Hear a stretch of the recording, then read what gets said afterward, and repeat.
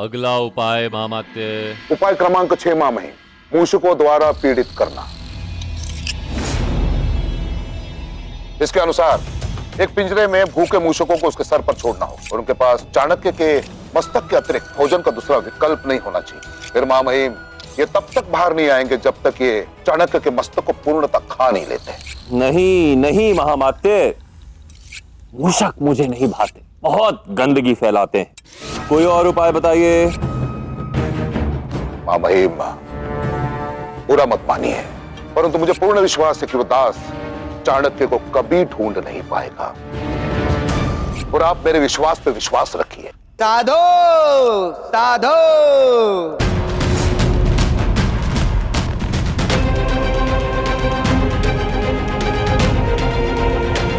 जो कार्य संचय के साथ आरंभ किया जाता है उसके हाथ पराजय ही लगती है। अमात्य राक्षस। कौन हो तुम और अंदर आने की अनुमति किसने दी तुम्हें? सैनिकों बाहर निकालो इसे। तनिक रुकिए महामात्य, मुझे तो लगा था मेरी दी हुई चुनौती को पूर्ण करने में तुम व्यस्त होगे, किंतु तुम तो साधु का खेल खेल रहे हो दास। चंद्रगुप्त। क्षमा करें सम्राट, किंतु इसी वेश का लाभ उठाकर मैंने चाणक्य का पता लगा लिया है। क्या? गोमती नगर में कल संध्या को एक विवाह उत्सव में आशीर्वाद देने आ रहे हैं वो कुटिल ब्राह्मण। और ये तुम्हें कैसे पता? इसी साधु का वेश धारण कर मैं एक ब्राह्मण सभा में सम्मिलित हुआ जो तक्षशिला की ओर अग्रसर थी। वहां मैंने चाणक्य के विषय में कुछ दबी दबी बात सुनी। बस उनका विश्वास जीतने के लिए मैंने उन सबको विश्वास दिलाया कि मैं आचार्य चाणक्य का बहुत बड़ा अनुयायी हूं, उन्हीं के दिखाए मार्ग का अनुसरण करता हूं। उन्हें बताया कि कैसे उन्होंने मुझे उन लोगों तक पहुंचाया जिन्हें मैं खो चुका था,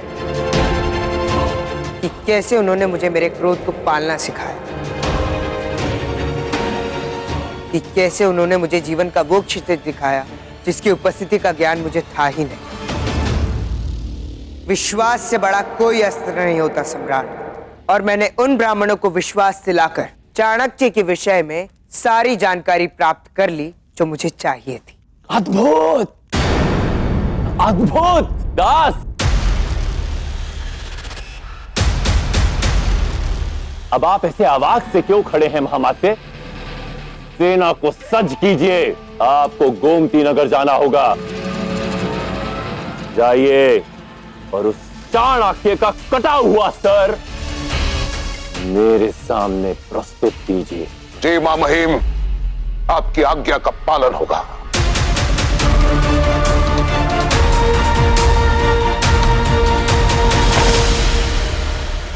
आचार्य, आप अकेले कैसे निकलेंगे इस संकट से? आइए आचार्य श्री, आज तो मैं धन्य हो गया। मेरी पुत्री के विवाह उत्सव पर आप स्वयं उसे आशीर्वाद देने के लिए आए। आपका आशीर्वाद पाने के लिए मेरी पुत्री आतुर है।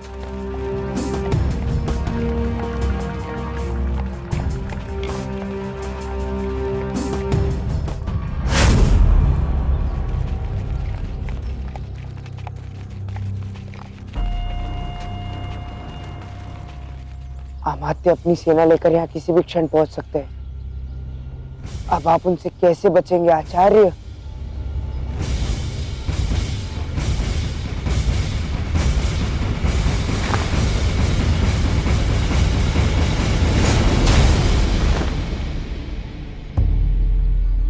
तुम रो मत पुत्री, ये तुम्हें कुछ नहीं कहेगा। ये यहाँ तुम्हारे लिए नहीं, मेरे लिए आया है।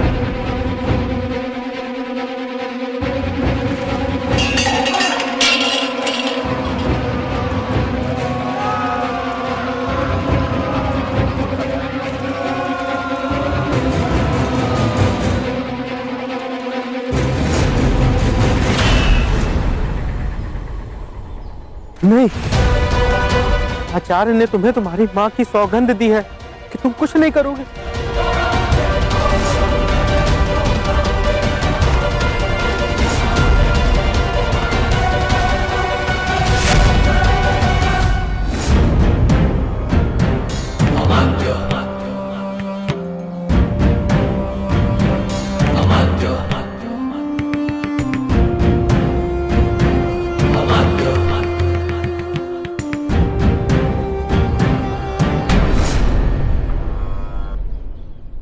साधो,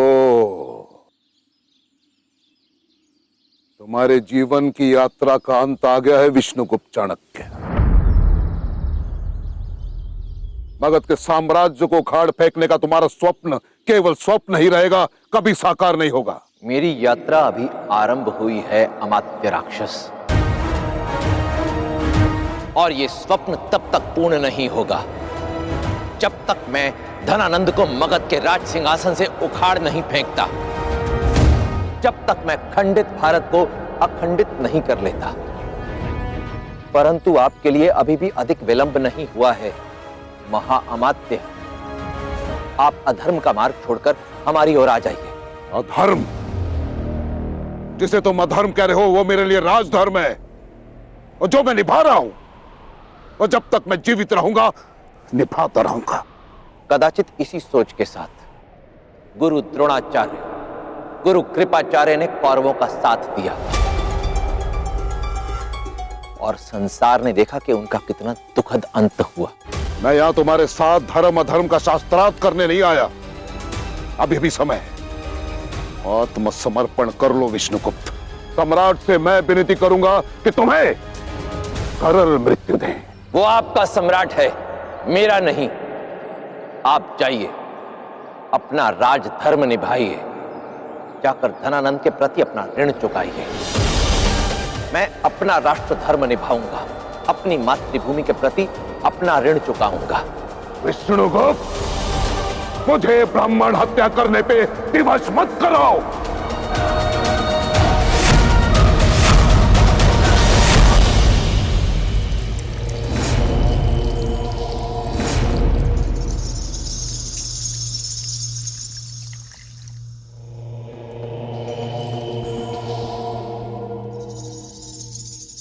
सम्राट, ये क्या कर रहे हैं आप? पश्चाताप की व्यवस्था, ब्राह्मण हत्या का प्रायश्चित, वही जो महाज्ञानी रावण के वध के पश्चात प्रभु श्री राम ने किया था, वही। मतलब चाणक्य मिल गया आपको? हाँ, ऐसा समझ लीजिए। महामाते गए हैं उसे लाने, और जैसे ही उस चाणक्य का कटा हुआ सर मेरे समक्ष आएगा, ये ब्राह्मणगण शिव स्तुति आरंभ कर देंगे, ताकि मुझे ब्राह्मण हत्या का पाप ना लगे। मेरी हत्या केवल आपका एक दिवा स्वप्न है महाअमात्य। मुझे मारना तो दूर, आप और आपके ये सैनिक मुझे छू भी नहीं सकते।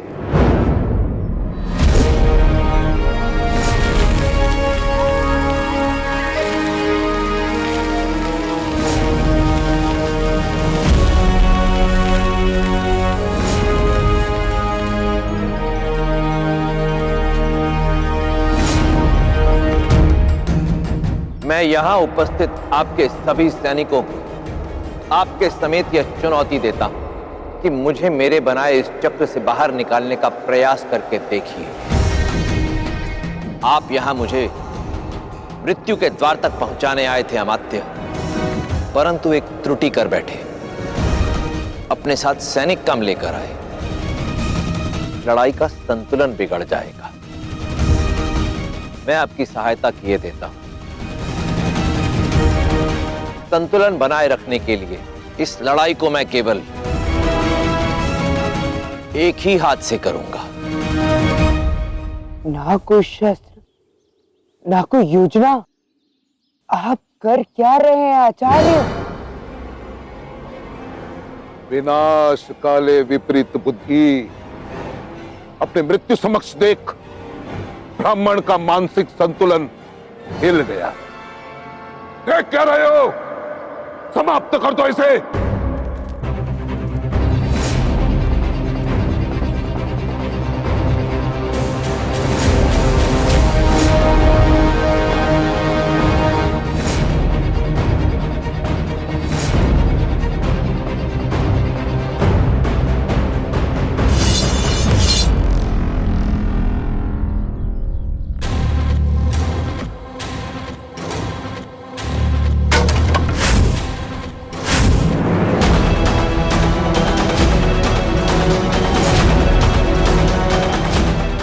आचार्य के हाथ में शास्त्र के स्थान पर शस्त्र।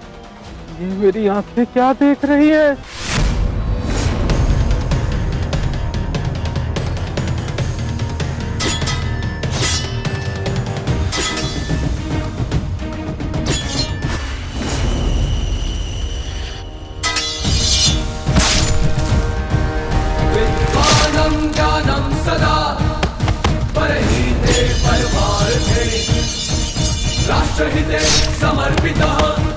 ये क्या हो रहा है?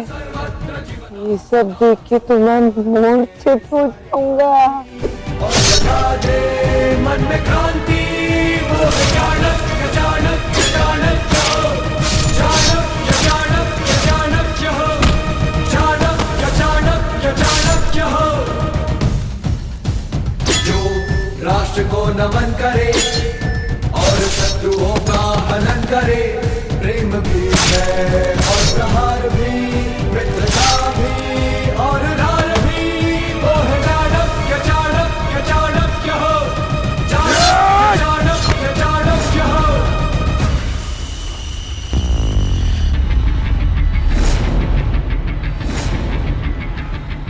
समाप्त कर दो मुझे विष्णुगुप्त और अपनी मातृभूमि का ऋण चुकाओ। अभी नहीं, अभी एक पुराना ऋण शेष है, आपका। आदर करता हूं, इसलिए अंतिम अवसर दे रहा हूं विष्णुगुप्त। मगध की सीमाओं से दूर हो जाओ। अभी उसे चुकाने का समय है। मैं आपको प्राण दान देता हूं अमात्य राक्षस।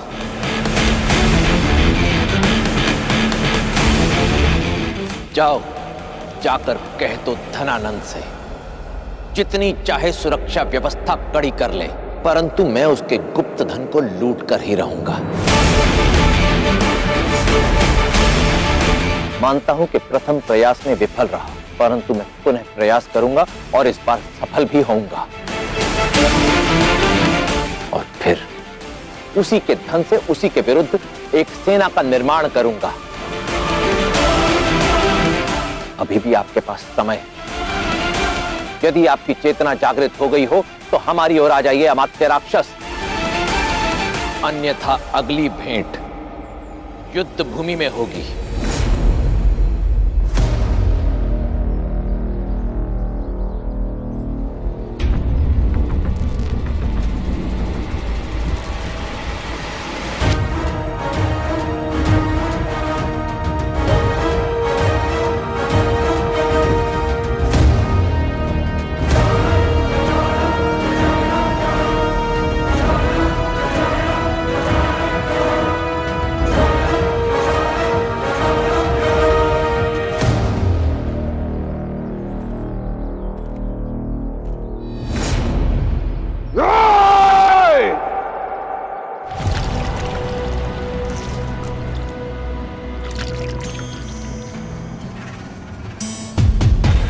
आचार्य, आपने कभी बताया नहीं कि आप शस्त्र विद्या में इतने निपुण और पारंगत हैं। कुछ गुण और शक्तियां ऐसी होती हैं जिनका उपयोग उचित स्थान और उचित समय पर ही करना चाहिए। परिस्थिति की मांग थी वहां, इसलिए मैंने शस्त्रों का उपयोग किया। परंतु इस समय परिस्थिति की मांग है कि तुम तुरंत महल लौट जाओ। अरे पर आचार्य, तुरंत महल लौट जाओ। हम लौट रहा हूं महल। आप शस्त्र मुझसे दूर रखिए। प्रणाम।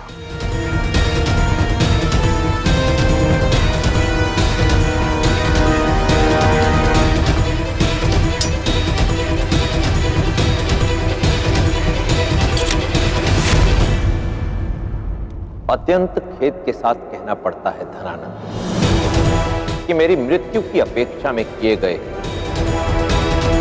तुम्हारे सारे प्रबंध व्यर्थ हो गए।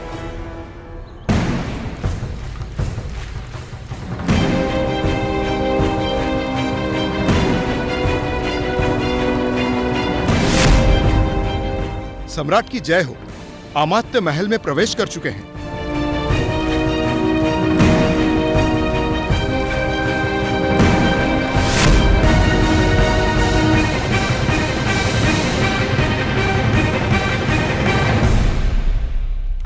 स्वागत है आपका, स्वागत है मेरे प्रिय महामात्य।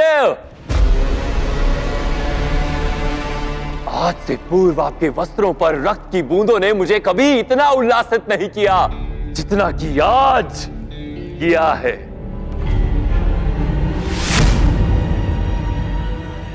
महामात्य के वस्त्रों पर यह रक्त नहीं लगा है, ये तो सम्मान है, सम्मान। मेरी इच्छा को सदैव इन्होंने अपना कर्तव्य समझा, इसीलिए ये मेरे अमात्य नहीं महामात्य है। और आज मेरी दृष्टि में महामात्य और भी अधिक ऊपर उठ गए हैं। महामात्य, यहां मैं आपकी प्रशंसा में पुल बांध रहा हूं और आप मुझे वो नहीं दे रहे जिसके लिए मेरे प्राण निकले जा रहे हैं। कहां है चाणक्य?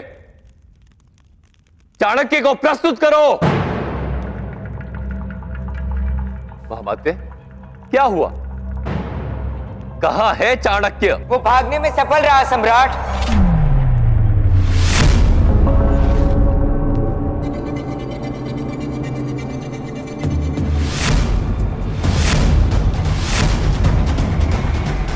जी सम्राट, किंतु मुझे क्षमा करें सम्राट, आपको ये सूचित करना आवश्यक था कि चाणक्य अमात्य के सैनिकों को धाराशायी करके गोमती नगर से भाग गया है। क्या ये दास सत्य कह रहा है? पूरी बात बताओ। सम्राट, मैं वहां उपस्थित तो था नहीं, किंतु वहां कई और भी लोग उपस्थित थे जिनसे मैंने ये सुना। क्षमा करें सम्राट, किंतु मैंने ये सुना कि चाणक्य ने अकेले ही आपके सैनिकों को गाजर और मूली की भांति काट दिया था, और वो भी केवल एक ही हाथ से। कदाचित मुझसे सुनने में भूल हो सकती है, किंतु अमात्य तो वही थे, वो हमें बता सकते हैं। बताइए अमात्य, क्या ये सब अतिशयोक्ति था? क्या ये सब असत्य था? नहीं, एक एक शब्द सत्य है।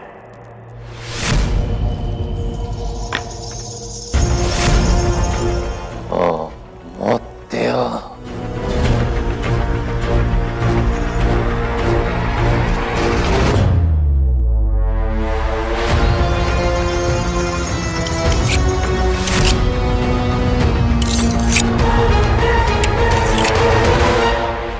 क्षमा महिम,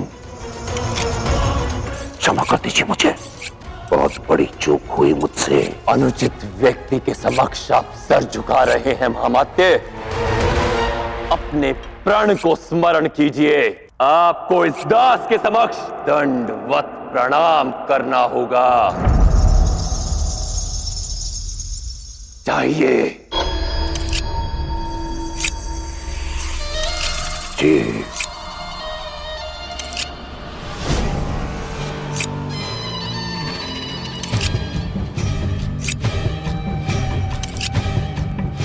और हाँ महामात्य, सुनिए, आज यदि आपका ये शीश मेरे इस दास के सम्मुख उसके चरणों में झुक गया तो आपकी ये खोपड़ी मेरे किसी काम की नहीं रहेगी। तो क्यों ना इसे उस तरह के काम ही ले लिया जाए। ब्राह्मण हत्या तो अवश्य होगी, चाणक्य की नहीं तो आपकी। ब्राह्मणों, जैसे ही मेरा उस तरह महामात्य के गर्दन तक पहुंचे, मंत्र उच्चारण आरंभ कर देना।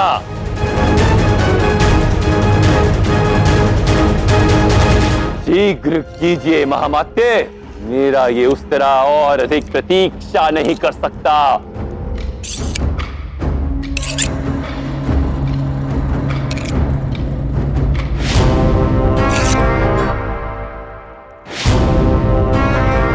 मैं अमात्य को धनानंद की दृष्टि में गिराना चाहता था, किंतु उनके प्राण नहीं लेना चाहता था। अब क्या करूं?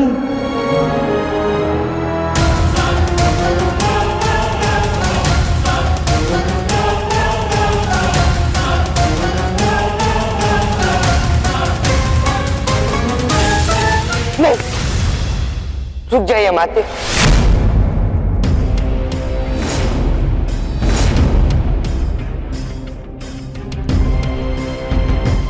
आप जैसे ज्ञानी ब्राह्मण मुझ जैसे दास के चरणों में झुके, ये ना आपको शोभा देता है और ना ये पाप मुझे अपनी आत्मा पर लेना है। अमात्य, आप मुझसे ज्ञान और आयु में बहुत बड़े हैं, इसलिए मैं आपको अपने चरण छूने नहीं दे सकता। तुम मेरे आदेश की अवहेलना कर रहे हो दास।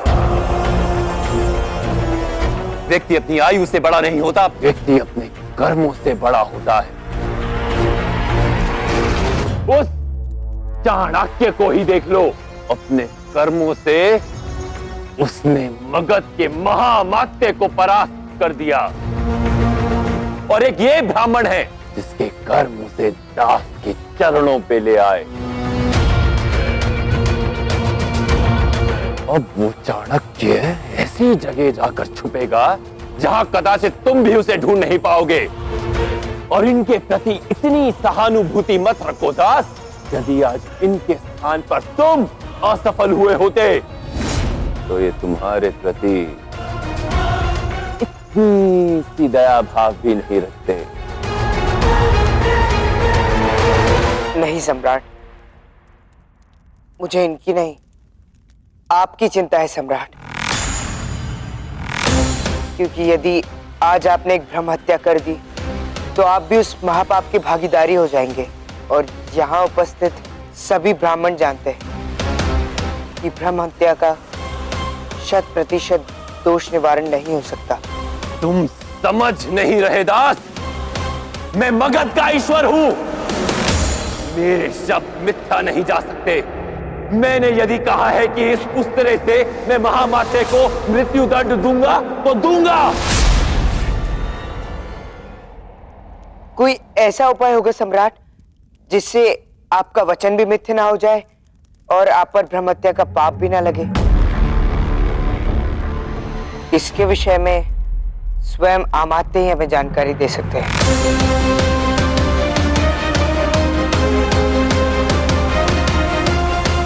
तो अमात्य दीजिए हमें जानकारी। एक ब्राह्मण के लिए विद्या, मान, सम्मान, प्रतिष्ठा उसकी शिखा होती है और वही उसका जीवन है। यदि ब्राह्मण की शिखा काट दी जाए तो वो ब्रह्म हत्या समान होती है।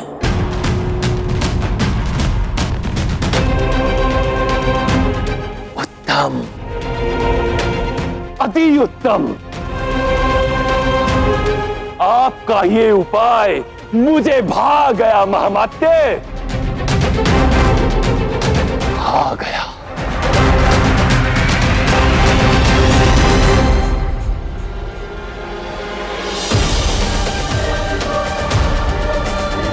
राजसी 56 भोगों ने आपको आलसी बना दिया है, तो आज से आपके 56 भोग बंद। आपको भोजन में वही मिलेगा जो हमारे अश्वों को मिलता है, गुड़ और चना।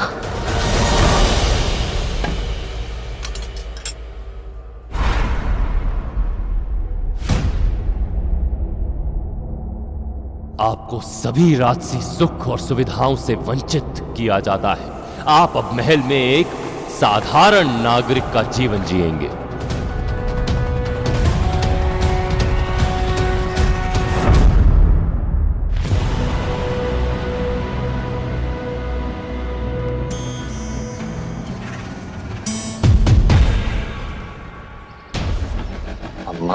राक्षस, आप चाणक्य से परास्त हुए हैं ना, तो आज से जब तक आपकी शिखा पुनः नहीं उगती, आप शस्त्रगार में शस्त्र विद्या अर्जित करेंगे।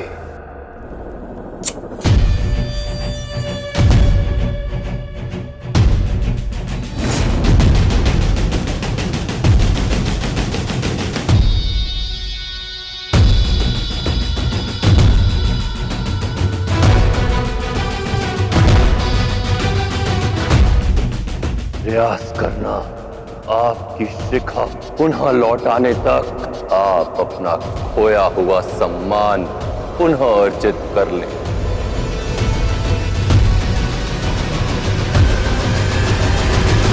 विष्णुगुप्त! विष्णुगुप्त! विष्णुगुप्त! विष्णुगुप्त!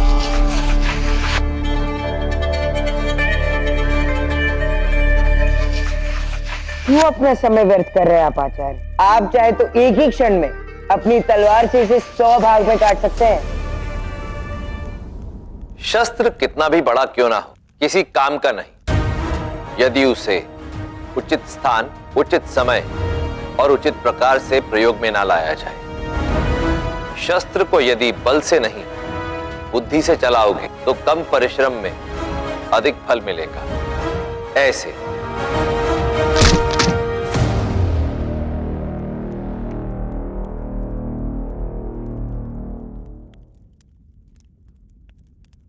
आप धन्य हैं आचार्य। अब तक मैं आपको केवल एक खुली शिखा वाला ब्राह्मण ही समझता था, जिसे अपने अखंड भारत के स्वप्न के अतिरिक्त और कुछ भी नहीं दिखता। किंतु आज आपने मुझे आभास करवा दिया कि व्यक्ति की सोच ही सत्य बनकर सामने आती है। आपकी इसी मेधा से आप मगधपति को चौंका देने में सफल हुए, जो कदाचित संसार में किसी और के लिए करना असंभव होगा।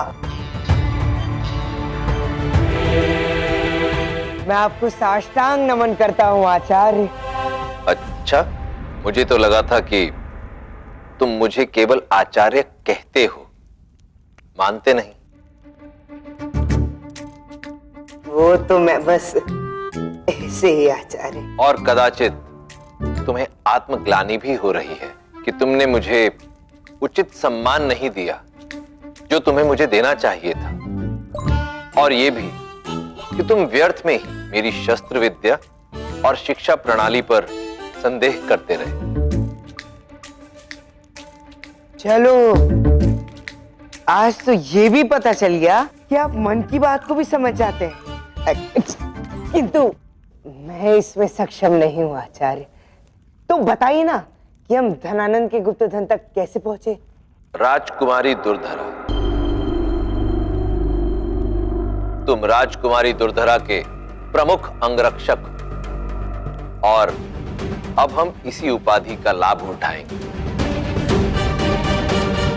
राजकुमारी दुर्धरा के द्वारा धनानंद हमें स्वयं बताएगा कि उसने अपना गुप्त धन कहां छिपा रखा है।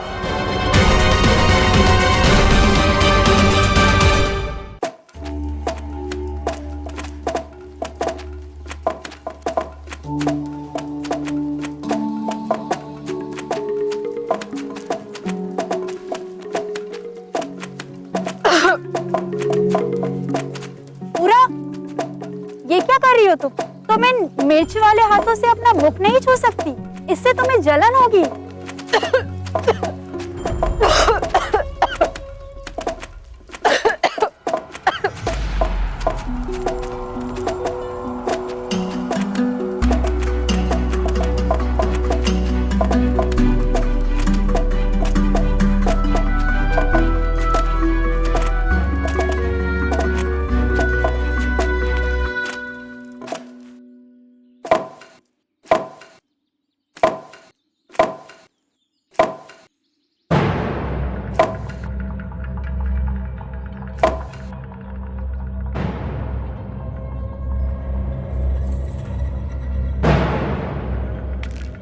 चंद्र,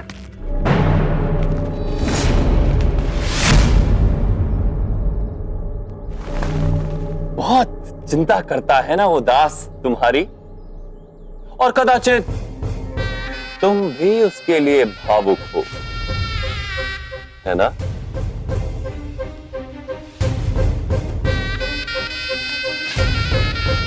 जानती हो, महल में वो दास मेरे और तुम्हारे अतिरिक्त और किसी को फूटी आंख नहीं भाता।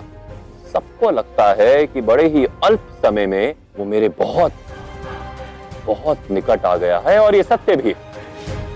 किंतु ना जाने क्यों मेरे मन में ये विचार आता है कि एक दिन वो मुझसे विश्वासघात करेगा। क्यों आता है ये विचार मेरे मन में? अब क्योंकि वो मुझे उतना ही प्रिय है जितना कि वो तुम्हें प्रिय है, तो मैंने सोचा अपनी समस्या का हल मैं तुमसे पूछ लेता हूं। बताओ ना मूरा, क्यों है मुझे उस दास पर संदेह? थोड़ा थोड़ा संदेह करना तुम्हारे स्वभाव में है धनानंद। अपने दाएं हाथ से पूछोगे तो उसे भी तुम्हारे बाएं हाथ पर संदेह होगा। विश्वासघात करना और अपने विश्वास पात्र को विश्वासघाती समझना तुम्हारे आचरण में है। मसाला पीसो और मिर्ची को महीन पीसना। दाई माँ को अपने कार्य में समझौता नहीं भाता।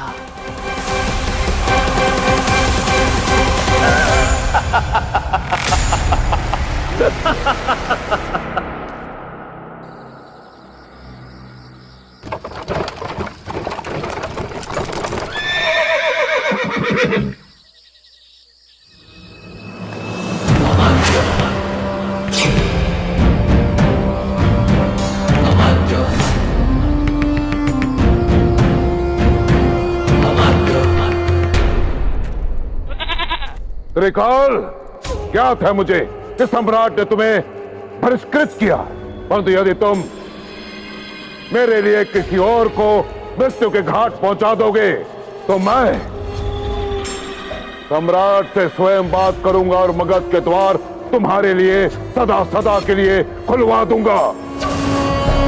परंतु उसके पूर्व ये जानना आवश्यक है कि इतने वर्षों पश्चात तुम्हारी शक्तियों की धार उतनी है जितनी थी। मैं अमात्य राक्षस तुम्हारा आह्वान कर रहा हूं।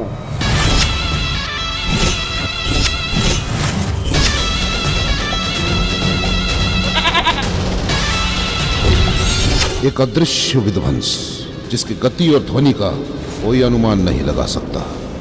ओकार। दूसरा वस्त्रकार, जिसका लक्ष्य अभेद है।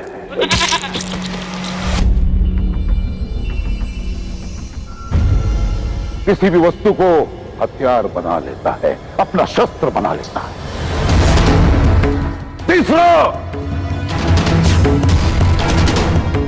बाहुकार, जो स्वयं एक शस्त्र है, जिसके शस्त्र विषैले हैं, नुकीले हैं, कठोर से कठोर धातु को भेद देते हैं।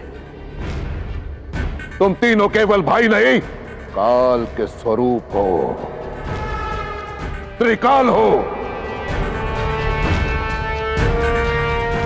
मुझे हर्ष है कि तुम्हारे व्यक्तित्व की विशेषताएं जैसे पहले थी आज भी वैसे ही हैं। तुम्हारा लक्ष्य है विष्णुगुप्त चाणक्य की मृत्यु।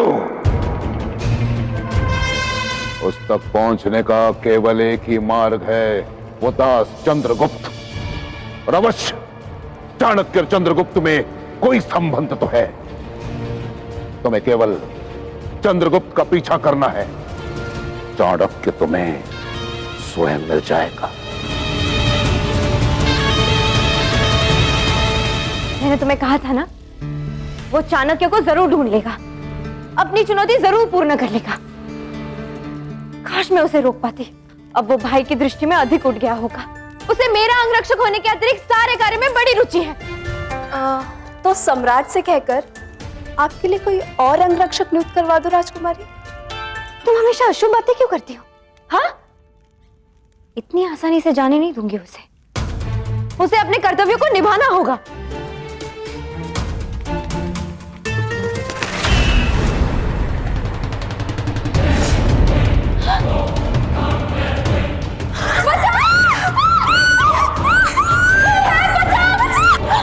देखो पास मत आना।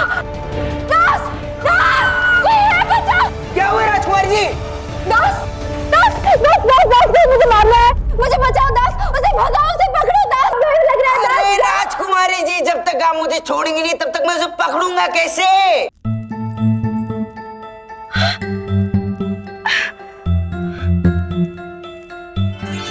हाँ, तो जाओ अपना कर्तव्य निभाओ, जाओ पकड़ो उसे। हाँ।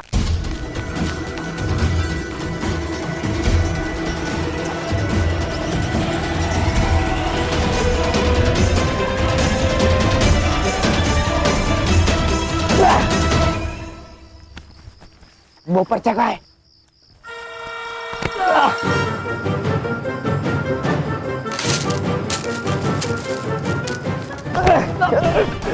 चलो। ठीक है, अब मेरे मुंह पे मारो और भाग जाओ, राजकुमारी आती होगी।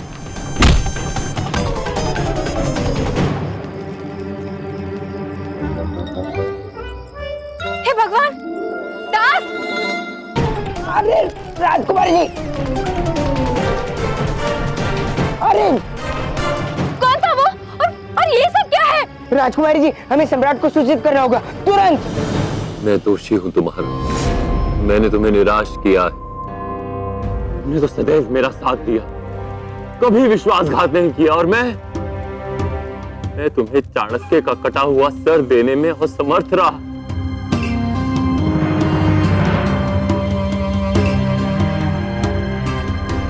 क्षमा, क्षमा कर दो मुझे। भाई, भाई कोई मेरे कक्ष में घुस आया था। कदाचित मुझे मारना चाहता था। वो तो अच्छा हुआ वो दास वहां था, अन्यथा पता नहीं वो मेरे साथ क्या करते। कौन था वो? आशा है तुमने उसका अंत कर दिया होगा दास। नहीं सम्राट, क्योंकि धूत को मार दिया जाए तो हम वास्तविक दोषी तक नहीं पहुंच सकते। क्या कहना चाहते हो तुम? सम्राट, वो कोई घुसपैठिया नहीं था, वो एक गुप्तचर था, और मुझे उससे कुछ ऐसा प्राप्त हुआ है जिसे देखकर आपका सिर चकरा जाएगा, आपके पैरों तले धरती खिसक जाएगी सम्राट। क्या कहना चाहते हो तुम? ये देखिए सम्राट, इस पर्चे पर 12.5 अक्षर है, और जब मैंने इन 12.5 अक्षरों को जोड़ा तो ये संदेश सामने आया। गुप्त धन का पता चल गया है।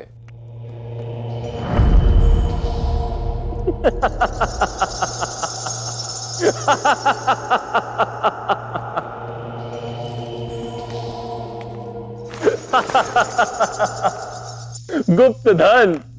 अरे दास, कदाचित मेरे साथ रह रहकर तुम्हारा आचरण भी बिल्कुल मेरे जैसा हो गया है।